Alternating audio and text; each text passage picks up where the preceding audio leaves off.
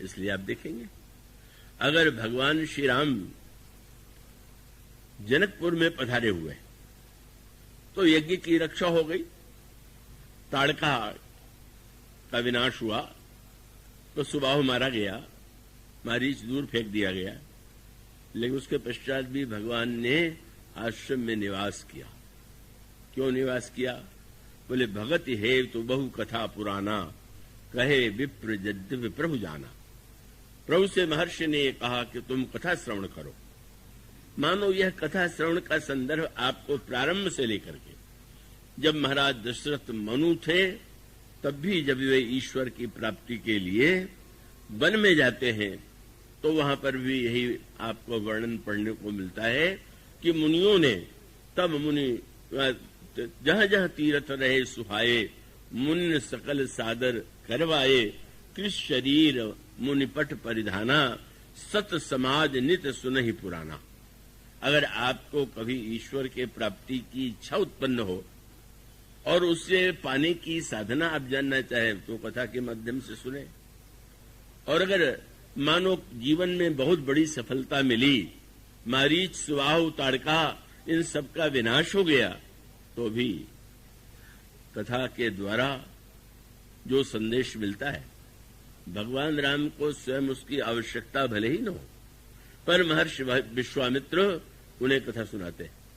और ये कथा का जो क्रम प्रारंभ होता है और उस कथा से जो दृष्टि मिलती है, कथा से जो समाधान मिलता है, भगवान श्री राम कथा सुनते हुए आनंदित हैं। नित्य गुरु जी से के सामने कभी नहीं प्रकट करते कि महाराज मैं तो पहले से जानता हूं या जानता था। बड़े आनंद से सुनते हैं। और इसी बीच में जनकपुर से पत्र आता है और जनकपुर से पत्र आता है महर्षि विश्वामित्र को महाराज श्री जनक ने निमंत्रण दिया। और तब विश्वामित्र जी श्री राम से कहते हैं कि इस यज्ञ की तुमने रक्षा कर दिया, पर अभी एक यज्ञ की रक्षा करना तुम्हें और तुम्हारे लिए आवश्यक तुम्हारा कर्तव्य है, और वह यज्ञ जनकपुर में हो रहा। और धनुष यज्ञ सुन रकुल नाथा, हर्ष चले मुनिवर के साथा। विश्वामित्र जी के साथ प्रभु प्रस्थान करते। फिर देखेंगे आप कथा का क्रम जो है और उस कथा में जो दृष्टि दी जा रही है उसका आप दर्शन कीजिए। भगवान देखते हैं एक आश्रम है जो जनशून्य है, मनुष्य की तो बात क्या, पशु पक्षी भी वहां पर नहीं है। और तब सर्वज्ञ होते हुए भगवान श्री राम ने महर्षि से पूछा, महाराज कि ये आश्रम जनशून्य क्यों है? और तब आप पढ़ते हैं गोस्वामी जी ने वहां पर लिखा, ये आश्रम एक देख मग माही, खग मृग जीव जंतु कऊ नाही। तब पूछा मुनि, शिला प्रभु देखी, सकल कथा मुनि कही विसेखी। गौतम नारी साप बस, उपल देह धरि धीर, चरण कमल रज चाहती, कृपा करऊ रघुवीर। प्रभु जानते हुए भी महर्षि से पूछते, और महर्षि की विशेषता क्या है? अहिल्या को गौतम जी ने शाप दिया है कि तुमने अपराध किया है, तुमने इंद्र को स्वीकार किया है, इसलिए तुम जड़ पत्थर हो जाओ। और अहिल्या को दोषयुक्त मान करके शिष्यों ने भी छोड़ दिया, पशु पक्षियों ने भी छोड़ दिया। अब अगर महर्षि के पास वह उदार दृष्टि न होती तो वो कह सकते थे कि जिसका पति ने त्याग कर दिया, मनुष्य कौन कह, पशु पक्षियों ने भी छोड़ दिया, हम लोगों को यहां से तत्काल प्रस्थान कर देना चाहिए। पर इसी को कथा कहने की शैली और उसका उपयोग आपके सामने आता है। उन्होंने कहा, शब्द कितना सुंदर चुना, अहिल्या यदि एक क्षण के लिए विचलित हुई या भ्रम हुआ या विचलित हुई और उसके बदले में उसे पत्थर बनना पड़ा। ये दो परंपराएं हमारे देश में रही हैं। एक मान्यता तो ये रही कि अगर कोई व्यक्ति अपराध करे तो दंड ही उसका समाधान, और उस दंड की परंपरा का संकेत परशुराम जी महाराज की भी यही धारणा थी। कि उस व्यक्ति और उस जाति को दंडित करना चाहिए जिसने पाप को देखा और पाप को सहन कर लिया। तो परशुराम जी महाराज की स्वयं की धारणा नहीं थी। जिन महर्षि जमदग्नि के सुपुत्र थे, आप उस कथा को पढ़ें। महर्षि जमदग्नि की पत्नी रेणुका परम पतिव्रता, एक दिन वे स्नान लेने के जल के लिए, पूजन के लिए जल लेने के लिए जाती हैं नदी के तट पर।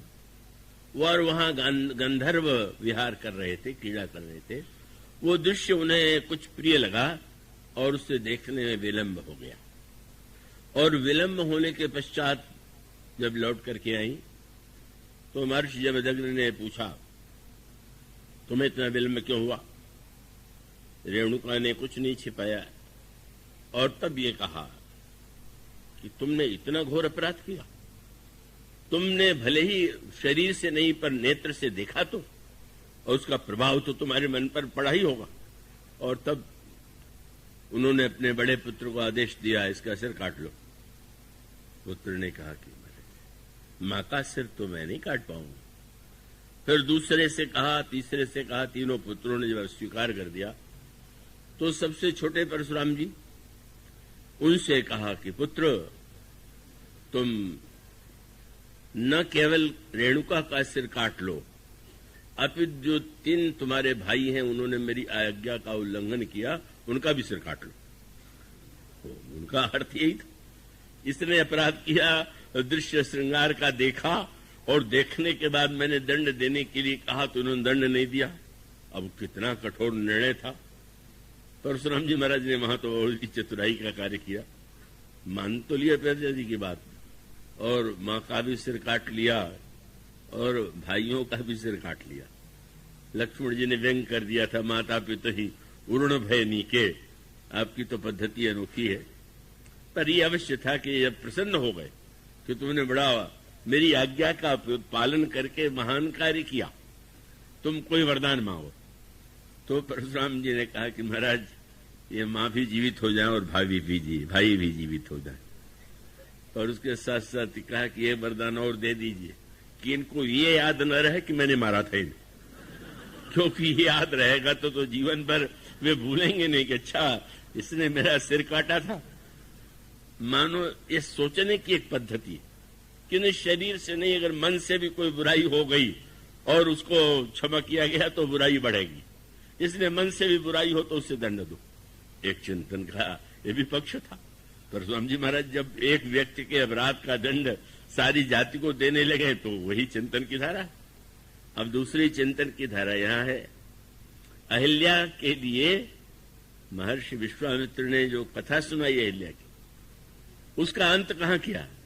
महाराज कितनी ये धैर्यशाली है। अब पत्थर तो धैर्यशाली ही होगा, पत्थर कोई चलता फिरता थोड़ी।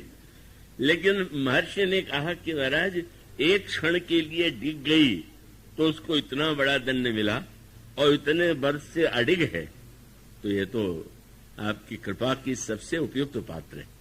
वो समझे ने कहा, आज्ञा देते हैं, गौतम नारी शाप बस उपल देह धरि धीर, चरण कमर रिज चाहती कृपा करो रघुवीर। उदारता का, कृपा का इसको चैतन्य कीजिए। एक क्षण की किसी भूल के लिए किसी व्यक्ति को कठोर दंड देना, ये तो कोई न्याय नहीं। मानो जो 2 धाराएं चिंतन की समाज में प्रचलित हैं, उसका ये संकेत। और वो सारा विस्तार तो यही है। ये कथा का क्रम का भगवान श्री राम जनकपुर पधारे, पर कथा बंद नहीं होती, कथा नित्य श्रवण करते। गोस्वामी जी कहते हैं कि महर्षि जो है नित्य भगवान श्री राम को जब वो भोजन करके विश्राम करते हैं, विश्राम के पहले आप कथा श्रवण कराते हैं। और यह कथा श्रवण की परंपरा का तात्पर्य है कि कथा के माध्यम से जो घटनाएं इतिहास में घटी और घटने के बाद उसे जिन भिन्न भिन्न दृष्टियों से देखा गया और उन भिन्न दृष्टियों का जो प्रभाव व्यक्ति और समाज पर पड़ा, वह कथा का एक महान पक्ष है। आप उस दृष्टि से विचार करके देखें तो वह कथा का पक्ष आपको निरंतर भगवान श्री राम के चरित्र में भगवान राम तो मानो अपने चरित्र के माध्यम से ही समाज को जो समाधान देते हैं, और आप फिर वो पाएंगे। यहां तो विजय है, यहां तो मंगल है, यहां तो कल्याण है, सब कुछ है। लेकिन जब भगवान श्री राम को वनवास दिया गया और जब वे वनवास में यात्रा कर रहे हैं और गंगा के किनारे खड़े, तो भगवान श्री राम क्या कर रहे हैं? गोस्वामी जी कहते, उतरे राम देव सरि देखी, कीन दंडवत हर्ष विसेखी। और उसके पश्चात आप कथा सुनाने लगे। कही कही कोटिक कथा प्रसंगा, राम विलोकही गंग तरंगा, सचिव ही अनुज ही प्रिय सुनाई, विबुध कथा महिमा अधिकाई। मानो भगवान श्री राम यह प्रेरणा देते हैं कि व्यक्ति को त्याग से विचलित नहीं होना चाहिए। भगीरथ यदि लोक कल्याण के लिए गंगा को अवतरित करते हैं, तो गंगा की सारी कथाओं को सुनाने का उद्देश्य क्या है? कि उसको सुन करके व्यक्ति के अंतःकरण में और उन कथाओं से जुड़ी हुई जो गाथाएं और उन कथाओं के माध्यम से जो उपदेश दिया गया भगीरथ की कथा के संदर्भ में, या भगवान शिव ने जैसे धारण किया, या जैसे ब्रह्मा के कमंडल में गंगा आई, ये मानो सारी कथाएं जो हैं प्रेरक हैं, कल्याणकारी हैं। और आप वह भी पढ़ते हैं कि जब भगवान राम वन में निवास करते हैं तो भी जब केवट ने श्री भरत को दिखाया तो यही दिखाया, तब केवट ऊंचे चढ़ाई, केहू भरत सन भुजा उठाई। और वृक्ष का वर्णन करने के बाद ये कहा कि बट छाया वेदिका बनाई, सिय निज पान सरोज सुहाई। उस विशाल वेदिका पर क्या होता है? जहां बैठी मुनिगण सहित नित्य राम सुजान, सुनहि कथा इतिहास प्रभु आगम निगम पुराण। प्रत्येक परिस्थिति में भगवान श्री राम के चरित्र में आपको कथा जुड़ी हुई, कथा का प्रभाव, कथा का उद्देश्य आपको दृष्टिगोचर होगा। और यदि उसके पश्चात जब अपने उस अवसर पर जब जनक नंदिनी के वियोग की लीला, और वियोग की लीला के पश्चात भी भगवान राम का वह क्रम कभी समाप्त नहीं होता।